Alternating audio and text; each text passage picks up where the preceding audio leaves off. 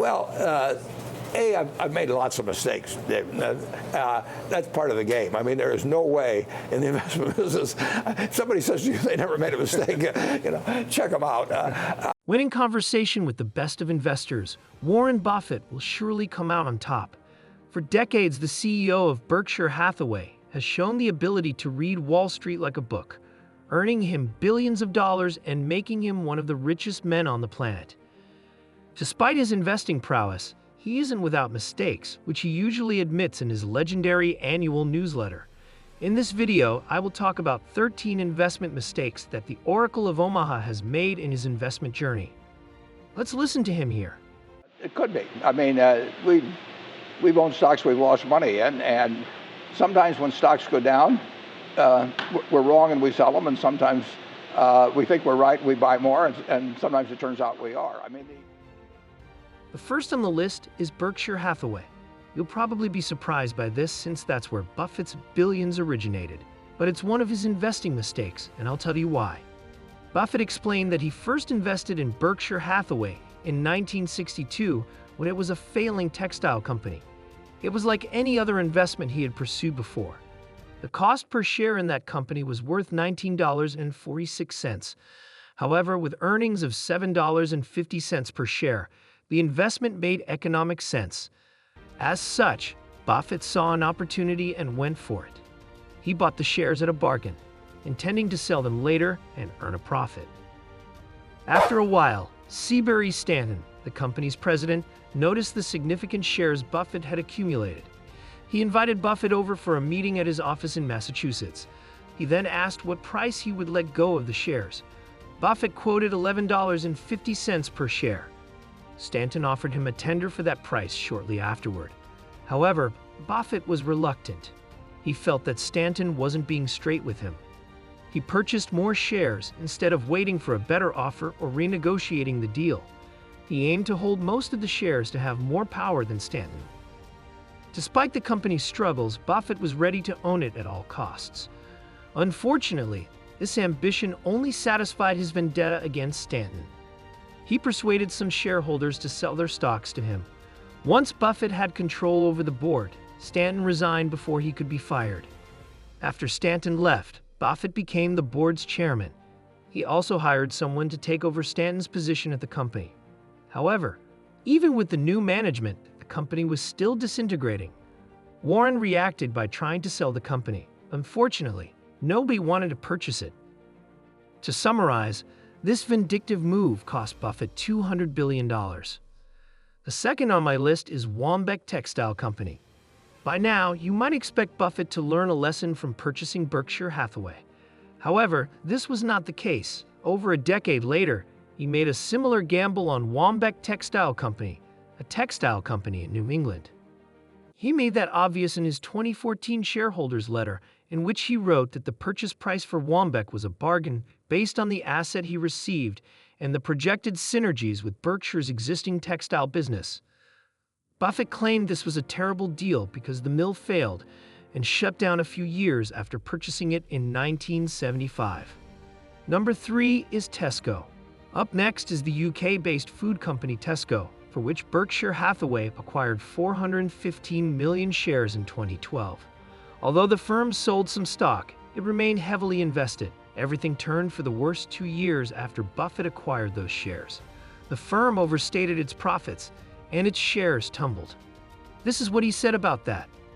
On the other hand, I bought Tesco, it went down, and it kept going down, and I was wrong about the company. If I'm right about the company, the stock will do fine. Buffett's letter to shareholders in 2014 revealed that concerns about Tesco's management motivated his initial stock sale, and he gained $43 million in profit from it. Had he known, he would have sold the rest, but he didn't.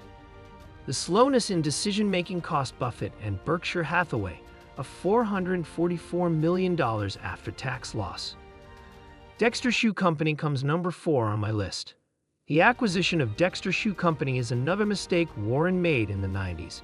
He used shares worth $433 million from Berkshire Hathaway to secure this company.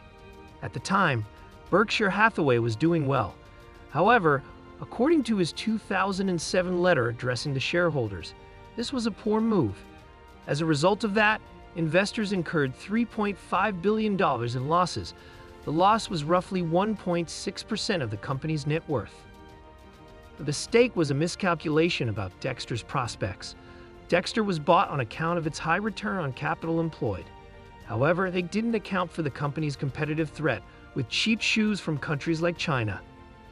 Buffett noted this in 1999 when he wrote that it was becoming challenging for domestic producers to compete effectively in the shoe business. That is because approximately 93% of the 1.3 billion pairs of shoes purchased in the United States came from abroad. Buffett admits that the Dexter deal is the worst among the deals closed over the years. There's one more reason why the deal pained him a lot. It was the decision to buy Dexter using shares from his other company. In the 2014 letter, he shared that he wouldn't pay $433 million to acquire this company if he could do it over. The situation worsened because he used Berkshire Hathaway shares instead of cash to settle the deal. When he wrote this letter, those shares had increased from less than $1 billion to $5.7 billion. If Buffett could classify the mistake as a financial disaster that deserves a spot in the Guinness Book of Records, know that he still regrets it. But that didn't deter him from taking more risks, and he got into more mistakes. Number 5 is Energy Future Holdings Corporation. Warren Buffett rarely makes investing decisions without consulting Charlie Munger. However, he revealed one such mistake in his 2013 letter. Buffett purchased bonds of Energy Future Holdings Corporation, worth $2.1 billion. Unfortunately, it also turned out to be a mistake worth $873 million. Energy Future Holdings relied on coal-fired power plants to produce electricity, and in 2007, Buffett purchased their high-yielding bonds in what could be described as a bet in the hope that natural gas would rise. However, the price of natural gas plunged from its 2007 levels, and that caused massive losses to Energy Future. The company couldn't hold it and was declared bankrupt in 2014. In the end, Berkshire sold $2.1 billion worth of bonds in 2013 for $259 million, a loss of $873 million. Number 6 is Dallas Fort. Not all Warren Buffett investment mistakes stem from financial losses. He regrets not buying the Dallas-Fort Worth NBC station for $35 million. Buffett explained in his 2007 letter to shareholders that he passed up the chance to purchase the station when he bought See's Candies in 1972. He turned down the offer despite wholeheartedly trusting the person who made it, knowing there was excellent growth potential, and it would require no capital investment. Reminiscing about the missed opportunity, Buffett pointed out that the station earned $73 million pre-tax in 2006, and at the time he wrote the letter, it was valued at $800 million. Number 7 is Google. The Berkshire Hathaway portfolio does not include any stock from Alphabet or Google. This is something that Buffett deeply regrets. Google first caught Buffett's attention because of a Berkshire-owned subsidiary, Geico. It is in the auto insurance space, so it relies heavily on Google's advertising platform to acquire customers. This is what he said about that.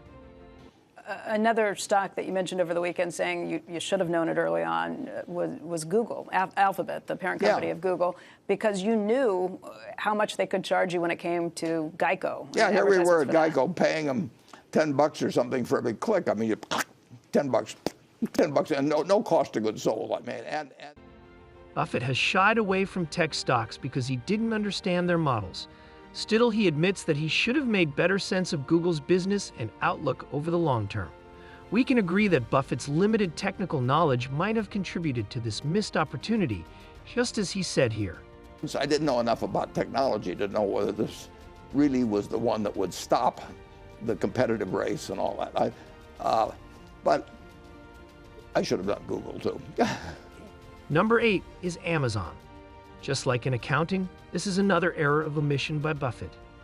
In a February 2017 interview with Squawk Box, he was asked why he'd never bought stock in Amazon. He admitted he didn't have a good answer. He continued here by saying that he had followed Amazon.com for a long time, but never chose to invest in it. I always admired Jeff. I mean, I met him 20 years ago or so, and I thought he was something special, but I didn't realize you could go from books to what's happened there. No, I mean, he had a vision and executed in an incredible way, something that it would not have, you know, but there's a lot of games I miss. I would have missed, I would have missed Microsoft even if I gotten to know Bill earlier or something. Buffett had underestimated the brilliance of Amazon's execution in two industries. One is the company's dominance in e-commerce, and two, its success in the cloud with Amazon Web Services. Number 9 is General Reinsurance. Despite Buffett's optimism, the General Reinsurance acquisition in 1998 also went south. With luck once more, Warren turned it into a lucrative investment, but still, he regrets purchasing the business in the first place. This is evident when you consider that he issued almost 300,000 shares in Berkshire Hathaway to acquire General Reinsurance. As a result, shareholders at Berkshire invested more than they were receiving. To make things worse, Buffett didn't conduct due diligence on General Reinsurance before buying it. This cost him even more. As a result of this purchase, Berkshire Hathaway took a major hit. Buffett didn't realize that the company had hardly enough to cover losses from early policies. According to the 2001 letter, the losses from this investment were close to $1 billion. Number 10 is ConocoPhillips. Buffett spent over $7 billion on 85 million shares of ConocoPhillips, but his mistake was buying shares worth just $4.4 billion for $7 billion. In his 2008 shareholders letter, Buffett wrote that without urging from Munger or anyone else, he bought a large amount of ConocoPhillips stock when oil and gas prices were near their peak, not expecting the dramatic fall in energy prices that occurred in the last half of the year. That cost him a lot as well. Number 11 is Lubrizol Corp. Warren Buffett and Berkshire Hathaway were under fire in 2011 after it was revealed that David Sokol, then chairman of several of the firm's subsidiaries, pitched Lubrizol Corp to Buffett as a potential takeover. The problem was that Sokol owned stock in a chemicals company. Berkshire bought Lubrizol for roughly $9 billion, and Sokol earned a $3 million profit. Since he hadn't disclosed his stock ownership to Buffett, this violated insider trading rules. Buffett didn't realize his mistake immediately, but at the 2011 Berkshire Hathaway annual meeting, he admitted that he should have probed deeper with Sokol. He said that here as well. David Sokol, if you could do it over again, what would you do and how would you do it differently? Well, obviously, if I could do it over again, if when he said he owned the stock, which I just assumed meant he'd owned it for years, if I'd said, how long have you owned it? He said, last week, I would have said, well, sell it. We'll start talking about it. Number 12 is U.S. Airways. Although U.S. Airways didn't join the ranks of failed Warren Buffett stocks, he does regret his purchase of $358 million worth of shares in the now consolidated airline. Decades ago, Buffett was intrigued by the U.S. air revenue growth, and in 1989, he purchased a sizable amount of stocks. Unfortunately, the investment turned sour quickly. Instead of gaining the projected profits, U.S. Air didn't make enough to settle dividends. Fortunately, Buffett didn't lose anything from this deal. Forbes reported that Buffett received dividends, as well as principal investments. Despite this luck, he still admits to relying on sheer luck for this investment. As a result, he was over-optimistic about the prospects of earning a profit. The last one on the list is select manufacturing service and retail investments. Warren Buffett highlighted the depth of Berkshire's manufacturing, service, and retail operations in his 2015 shareholders letter. He noted that some businesses in the firm's portfolio have poor returns, and he considers those serious mistakes. In most of these cases, he was wrong in his evaluation of the economic dynamics of the company or the industry in which it operates, and they pay the price for the misjudgments. Lesson learned.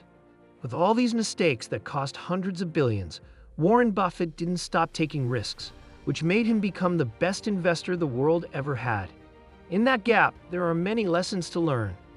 Had it meant Buffett allowed this failure to define him, we wouldn't have known him as a great investor now.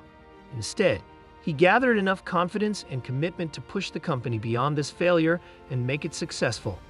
As a result, the company wound up being successful years later. Today, Berkshire Hathaway is a household name and a major brand in the US. Do you have the courage to do that? Also, when you're investing, consider factors beyond revenue growth. It's important to consider other essential factors like dividends when choosing the right company. Buffett learned the hard way and made it clear in his letter to shareholders at Berkshire Hathaway in 2007. Some businesses with impressive revenue growth may require massive capital investment to achieve growth. This was the case with his investment at US Air. Companies like airlines require massive investments to achieve growth. After all, they're probably hoping to acquire new aircraft and equipment, which can be expensive. When the company attains growth and generates more income, they're usually heavily in debt. Ultimately, the investors are left with little to receive as dividends. Moreover, making quick decisions is what sets some investors apart. Although Buffett did make quick decisions, he regretted not making it promptly with Tesco. Warren is a human like many of us, but what makes the best is the ability to learn from and outgrow mistakes. With this, you should be able to avoid those blunders in your investment journey, right? What did you learn from Warren Buffett's mistakes? Share it in the comment box below. Please like and subscribe to my channel for more interesting topics like this. See you on the next one.